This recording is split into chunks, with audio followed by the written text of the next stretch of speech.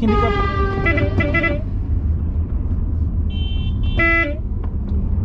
ka basta-basta pwede. Yun, no? Mali yung ginawa niya eh. Samahan niyo ako mga kabisdak, pupunta tayo sa Korean Barbecue Meat Shop. Bibili tayo ng baon namin para sa camping for this weekend. Holiday kasi sa Monday, Queen's birthday, kaya walang trabaho. Kaya napag-isipan namin na mag-camping for 2 nights and 3 days dun sa Port Stephens. Yung Port Stephens, mga 2 to 3 hours na travel yun. Head north on Warwick Road. So pupunta na tayo ngayon mga kabisdak sa meat shop ng Korean Barbecue. Turn right onto Burnett Street. Tapos kwentuhan lang tayo mga kabisdak habang nagda-drive. Bali yung pupuntahan natin is ano yun, mga 6 kilometers, parang 15 minutes drive away. Turn right onto Burnett Street. And then turn right to merge onto Western Motorway towards Sydney. Ito kasama ko si Siri mga kabisdak, yung sa Google Maps. Nag Google Maps kasi ako, hindi kasi ako sure sa way papunta doon. Not very familiar, and also we're going to use the expressway mga kabisdak para walang traffic, and mura lang naman yung expressway, and meron din akong discount kasi meron kasi akong tag tool. So bali ano yun, isa yung account para yung babayaran mong tool fee pag dadaan ka sa expressway is mura lang. And yun nga mga kabisdak, I purposely take this video para ipakita ko sa inyo yung yung motorway dito sa Sydney. Yung motorway mga kabisdak, bali ano yun, ito yung parang expressway dito na sobrang ganda, walang traffic, malapad siya, and yun nga, merong bayad. Every time na dito ka dadaan, kailangan mo magbayad. Pag dapat meron kang dito, meron kang yung device para sa toll fee. Pag wala kang device, okay lang din, pero yung babayaran mo mahal. And yung gagawin, may camera dito, maraming camera dito sa expressway mga kabisdak. Tapos yun, makikita yung plate number mo at papadalhan kanila ng letter about sa magkano yung kailangan mong bayaran. Andito yun, papasok na tayo sa expressway. In 6.3 kilometers, take exit Sydney Olympic Park. Sa pagpasok mo pa lang mga kabisdak, kailangan mo nang maging careful kasi sobrang ang bibilis magpatakbo ng mga tao dito kasi expressway nga. And yun, at least makita nyo mga kabisdak kung ano yung ugali ng mga driver dito sa Australia. Sobrang bait ng mga Australian driver dito, mahilig sila mag-giveaway at naka-observe din sila sa distancing, yung keep distance, di kagaya sa Pinas na di ba, walang masyadong keep distance doon. So yung motorway dito, bali siya, 4 to 5 lanes, 4 to 5 lanes, and bawal ka huminto dito mga kabisdak. Ito lang, napahinto tayo kasi traffic yung sa unahan, itong lane na to. May exit kasi yan dun sa unahan, kaya traffic. Kailangan kong lumipat sa kabilang lane dito sa right lane, pero ang hirap kasi maraming sasakyan sa likod na ang bibilis magpatakbo. Hindi ako mabigyan ng chance para lumipat.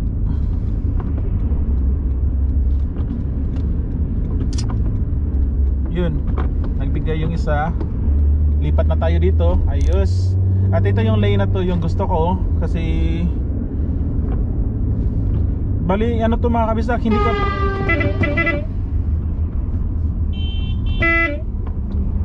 ka basta-basta pwede.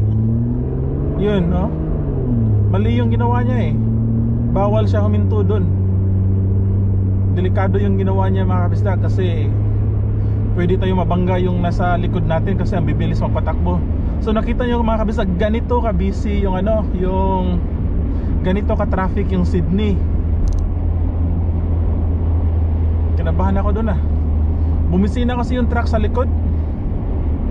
Kasi yung nasa harap natin, bawal yung ginawa niya. Hindi siya dapat huminto. Huminto kasi siya para lumipat sa kabilang lane. Mali yun. Dapat ano na siya, dumiretso na siya. Mali yung ginawa niya. Kung may pulis yan mga kabisdak, ano, hinuli na yun.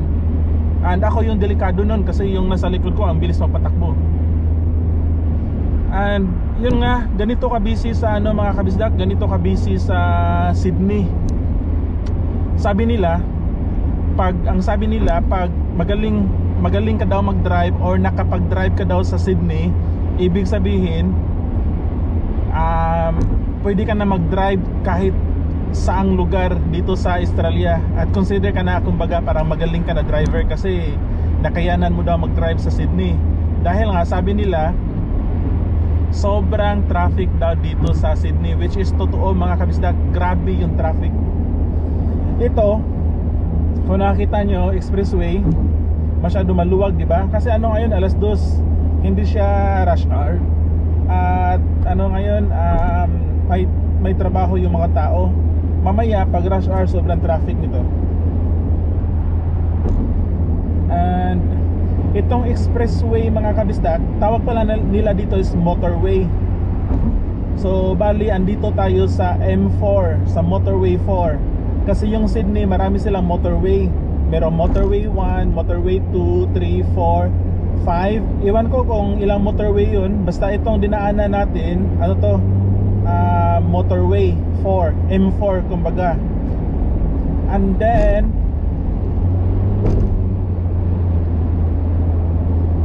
yun nga, yung itong M4 connected to siya sa west area ng Sydney papunta sa city. So M4 is for Sydney City to west area, west suburbs. Nasa west area kasi kami ng Sydney nakatira mga kabisdak. Bali 1 hour from city kami by train. By train 1 hour yung travel namin sa west area. So itong M4 ginawa to nila para sa mga private vehicle na gusto pumunta sa city na galing sa west area. Take exit Sydney Olympic Park onto Hill Road. Ayun. So itong si Google Maps sabi niya in 2 kilometers daw mag-exit na tayo. So halimbawa dito mga kabisdak, 'di ba motorway, so maraming exit, ano to, marami siyang exit way. Halimbawa kung gusto mo na mag-exit sa unahan kasi nandun yung destination mo, dapat nag-prepare ka na. Halimbawa dito sila nag-prepare na, pumuwesto ka na sa lane kung saan ka pwede ma-exit. Ako sa unahan pa, 2 kilometers more, and doon ako pwede mag-exit. Ang hirap pala mag-Tagalog mga kabisdak. So masakit na yung lalamunan ko. Kaya sabi ko nga ano, kailangan ko din kasi mag-Tagalog para maintindihan ng lahat ng mga Pinoy na viewers namin. Bisdakus. And itong M4 mga kabisdak, itong motorway na to, bagong ano to, bagong build lang to. So katatapos lang nito. So ito mga kabisdak, diyan tayo mag-exit. So gagawin ko, kasi kailangan natin mag-exit dito sa motorway, so lilipat na ako dito sa left lane, pinaka left lane, para safe tayo. Yun, kasi lalabas ako dito. Ito, exit tayo dito mga kabisdak, kasi dito yung tindahan. Di tayo pwedeng dumiretso doon, papunta yung city. So dito exit, tapos yung nasa taas mga kabisdak, yun yung sa toll fee. Tingnan, may magbibip niyan. So if narinig nyo, nagbip yung device ko, so automatic magde-debit na siya sa bank account ko. Parang $2 ato yung bayad. Oo, $2 mga kabisdak yung bayad. So dito tayo pupunta. Ganda ng sasakyan, no?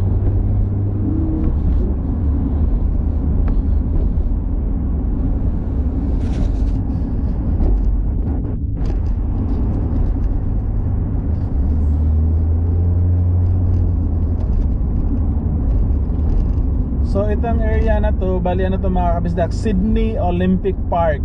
Dito nagtatrabaho si Mrs. dati sa Sydney Olympic Park. So dito yung ginanap yung ano, Olympic dati. So ginawa talaga nila tong area na to para sa Olympic Games. And after ng Olympic Games, yun, de-develop na rin nila. Meron na mga commercial building, mga offices, yun. And itong area na ito mga kabisdak, konti lang yung tao dito. Wala masyadong In 1 nakatira. kilometer, turn left onto Avenue of Oceania towards Newington. Kaya nakikita nyo, konti lang yung mga sasakyan. Dito madalas maraming nagpa-practice na mag-drive. Kasi konti lang yung tao. Newington ito. Newington daw. On that, go straight to Newington. So Newington tayo pupunta mga kabisdak. Nandun yung Met nandun yung Met and Deli shop na kung saan tayo bibili na Korean barbecue. Kaya yun. Ay, hirap magtagal. Siguro mga kabisdak, kung Bisaya to, marami na ako na-explain. Yung spontaneous na explain ba.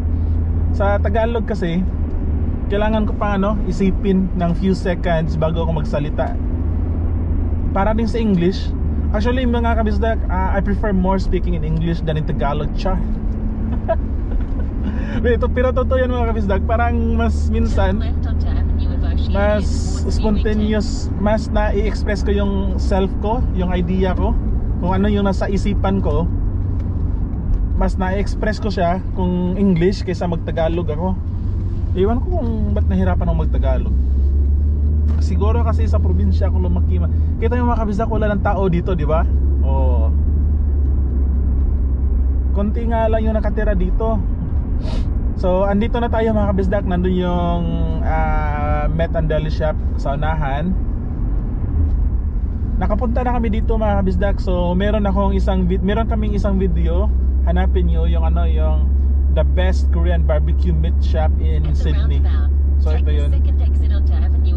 So maraming business na kami nakapunta or bumili dito noong Christmas tsaka New Year. Bumili din kami ng karne dito kasi nga sobrang sarap. And then pag may mga bisita sa bahay, dito rin kami bumibili kasi yung karne nila is mura lang. Hindi naman mura, syempre mas mura sa mga diba? Pero pang Korean na kasi yung lasa eh. Korean barbecue na siya mga kabisdak, marinated ng Korean, napakasarap. Pagkakain ka sa Korean restaurant, gagastos ka ng mga libo-libo na $200, $100, yung mga ganun. Kaya andito na tayo mga kabisdak. Hanap lang tayo ng parking area. And here we are sa Newington. Libre yung dito, yung parking nila. Free lang yung parking area nila. Yung naka-yellow, yan yung parang mag-check ng ticket. Kasi kailangan mo kumuha ng ticket para mag-park.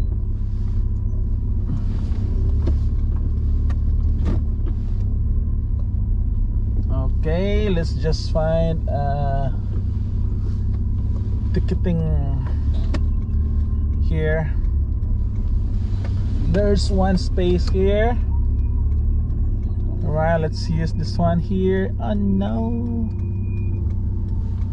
Alright.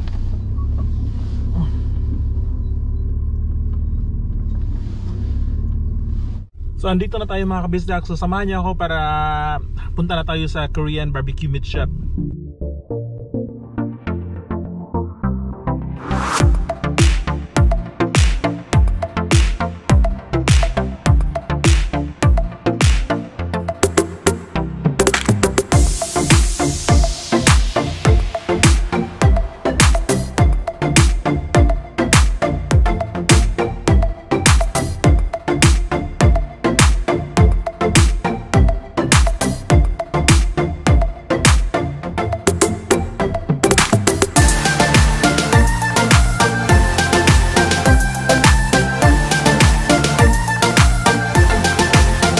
So ito mga kabisdak, nakabili na ako ng Korean barbecue meat. Kumpletong karne yun, chicken, merong pork, merong beef. So kinumpleto ko na. And tingin ko sobrang sarap nito mga kabisdak. And yun mga kabisdak, maraming salamat sa pagsama sa akin sa pagbili nitong karne at sa pag-watch ng video namin. And next time ulit mga kabisdak. And see you sa next vlog. And huwi na ako. Bye bye. Dami na ako. Sobrang lamig. Let's go.